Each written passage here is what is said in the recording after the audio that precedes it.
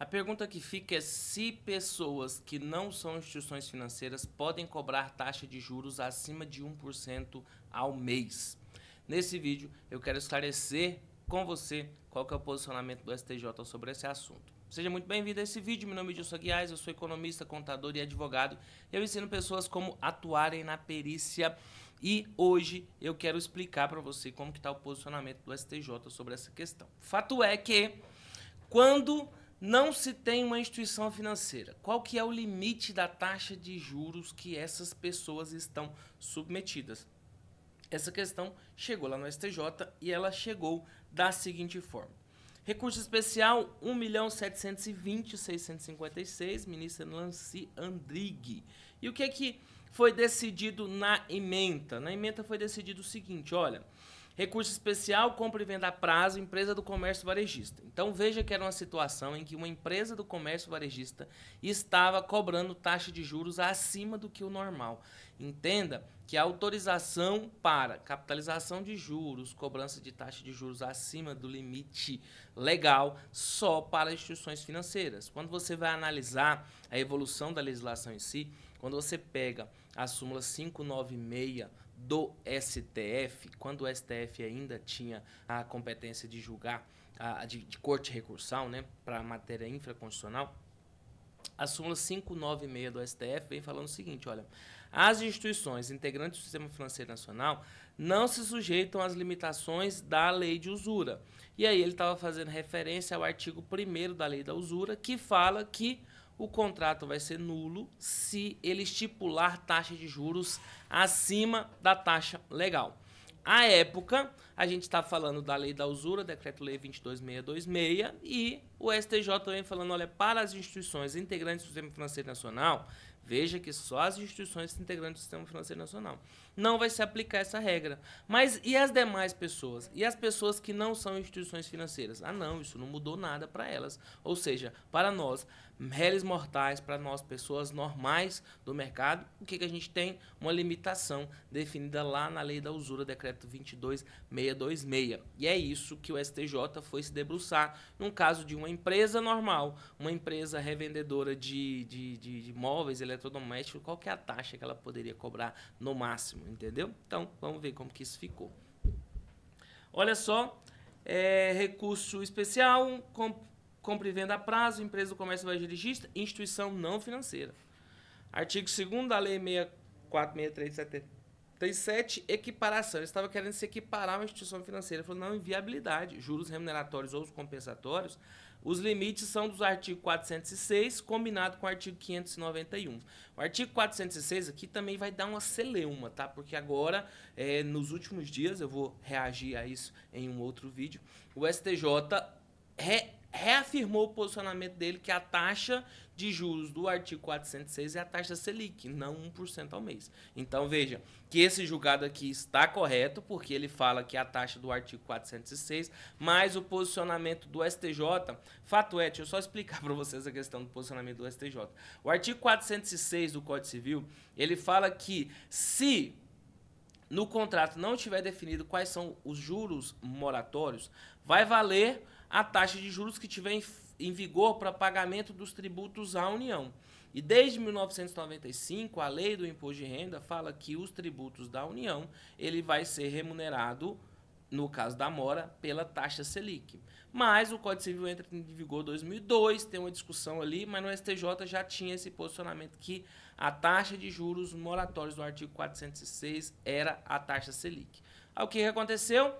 Começou a ganhar força a tese do 1%. Por quê? Porque a Selic ficou muito baixa nos últimos meses, aí, nos últimos anos, né? Ela ficou um período muito baixa. E aí, consequentemente, falou, olha, não pode usar a Selic porque ela está muito baixa. Está lá 2,5% ao ano, está muito baixa. Então, vamos colocar 1% ao mês. Porque o mercado, de certo modo, já usa esse 1% ao mês. E começou a ganhar força essa tese lá dentro do STJ, diversos julgados saindo com 1%, inclusive esse daqui, mas nos últimos dias, eu estou falando agora, de 2024 mesmo, não sei quando você está assistindo esse vídeo, mas agora, em 2024, estou gravando ele em 2024. O STJ, a Corte Especial, reuniu e falou, não tem conversa, a taxa de juros do 406 é a taxa Selic, logo, os juros de mora são os juros do artigo 406, ou seja, o máximo que se pode cobrar é a taxa Selic. Agora você deve estar me perguntando assim, Edilson, mas por que você está falando de juros de mora, sendo que o julgado estava falando de juros remuneratórios? Eu estou querendo saber a taxa dos limites dos juros remuneratórios. Pois é porque o artigo 591 do Código Civil, você precisa entender um todo. Não dá para você aprender no final de semana por causa disso. Porque o artigo 591, ele fala que quando não houver uma taxa determinada, vai valer a taxa do artigo 406, entendeu? Então, a regra do 591 é assim. Eu vou abrir aqui a legislação, fica mais fácil para você. Quer ver? Código Civil. Fica mais fácil. Eu vou entrar aqui no Código Civil, artigo 591. Havendo fins econômicos, havendo mútuo para fins econômicos, presume-se juros que deverão... Vou colocar aqui 591, para você ver que não foi da minha cabeça que eu tirei isso daqui, não. Destinando-se o mútuo a fins econômicos, presume-se devidos os juros, entendeu? Então, já tem presunção de juros, juros remuneratórios, os quais, sob pena de redução, não poderão exceder a taxa que se refere ao artigo 406, permitida a capitalização anual. Então, você está vendo que, na hora que aqui a ministra traz, falando o seguinte, na ementa, né? Ela traz o seguinte, artigos, juros remuneratórios, compensatórios, cobrança, limites do artigo 406, combinado com 591 do Código Civil de 2002, é exatamente isso. Ele está falando, olha, se o mútuo tem fins econômicos, os juros remuneratórios são presumidos. E em havendo esses juros presumidos, a taxa é do 406. Qual que é a taxa do 406? Hoje, em 2024, a gente sabe que a taxa Selic foi reafirmada. Mas nessa época aqui, a ministra ainda estava falando sobre 1% ao mês. Aí você vai ter que verificar o seguinte, olha, Edilson, qual que é o mais interessante para o meu cliente? Eu entrar com 1% ao mês ou eu entrar com a taxa Selic? E se você estiver como perito do juízo, você vai ter que verificar o que o juízo decidiu para aquele caso. Se o juízo não tiver decidido nada, aí você tem duas opções. Ou você pergunta para o juízo, o que, apesar de ser mais seguro, dá aquela noção de que você não está atualizado, ou você aplica o entendimento mais recente do STJ, que hoje, em 2024, é exatamente a confirmação de que é a taxa Selic. Então, vamos ver como que ficou ementado. Cuida-se de ação revisional de cláusulas contratuais de pacto firmado para aquisição de mercadoria com pagamento e prestação, cujas parcelas contariam com incidência de juros remuneratórios superior a 1% ao mês. O recurso consiste em determinar se é possível a instituição não financeira dedicada ao comércio varejista estipular em suas vendas de crédito pagas em prestação juros remuneratórios superiores a 1% ao mês ou 12% ao ano. Veja que na hora que ela coloca 12% ao ano, já está falando que não pode ter capitalização de juros. Acho que é muito óbvio isso. A questão da capitalização de juros é uma exceção. A regra geral é juros simples. A exceção é a permissão que as instituições financeiras façam a capitalização de juros, tá bom? Mas a regra geral é juros simples. Então, a cobrança de juros remuneratórios superiores ao limite estabelecido pelo Código Civil de 2002 é excepcional e deve ser interpretada restritivamente. Apenas às instituições financeiras submetidas à regulação, controle e fiscalização do Conselho Monetário Nacional é permitida a cobrança de juros acima do teto legal, súmula 596, precedente da segunda seção. Isso aqui eu já tinha falado para você no início.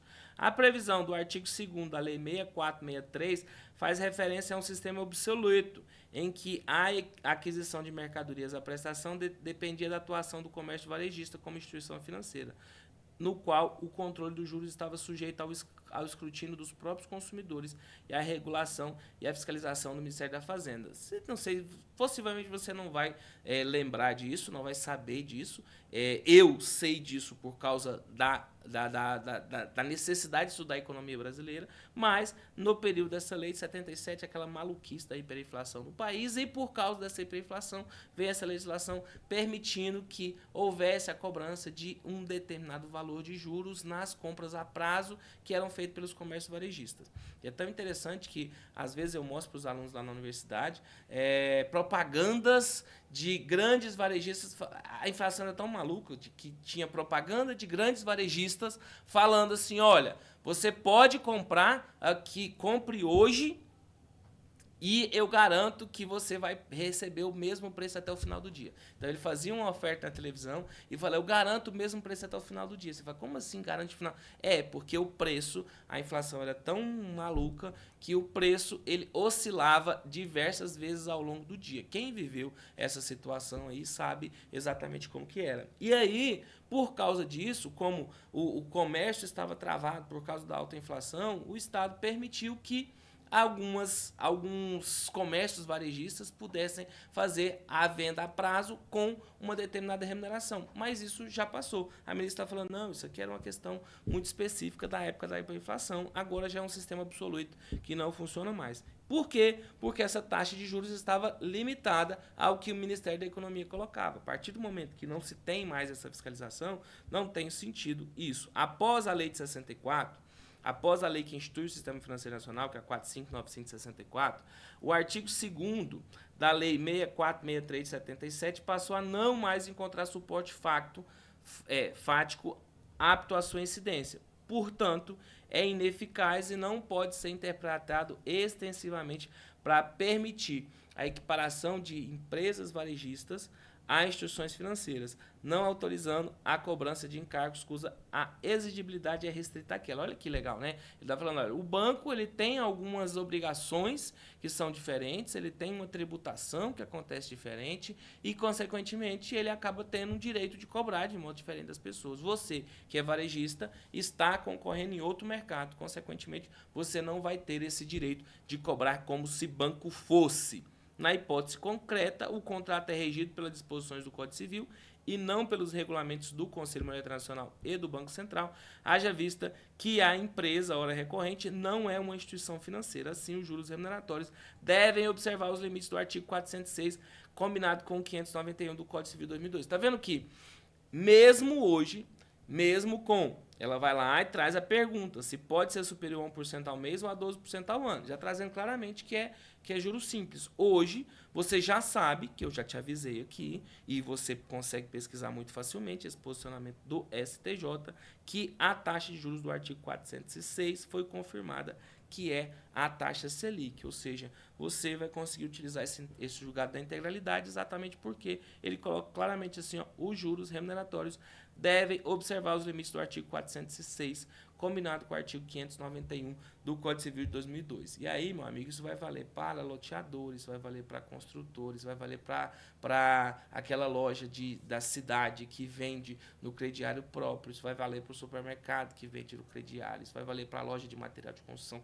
Todo mundo que não seja banco está limitado à taxa de juros, que é a taxa Selic. Em havendo o mútuo com fins econômicos, os juros são presumidos, mas eles são limitados. Limitados a quem? Limitados à taxa do artigo 406 do Código Civil. Interessante, né? E aí, gostou? Me conta aí se você viveu esse período da inflação, se você tem alguma história legal para contar, me fala aí nos comentários. Se você tem sugestão de outros vídeos que precisam ser reagidos, comenta aí também nos comentários. Se você gostou desse vídeo, curte, compartilha esse vídeo com outras pessoas, se inscreva no canal, dá aquela moralzinha para a gente ter mais pessoas aqui assistindo esses conteúdos. E o mais importante, use essas jurisprudência, essa questão dentro dos seus pareceres, dentro do seu laudo, porque a gente está aí nesse caminho para levar a régua da perícia no Brasil. Grande abraço para vocês, espero te ver no próximo vídeo. Vou fazer um negócio para você, ó. Vou sugerir aqui, ó, um vídeo para você, tá? Vou sugerir um vídeo que eu acho que vai ser legal para você. Clica aqui, assiste esse vídeo e a gente se vê. Valeu, tchau.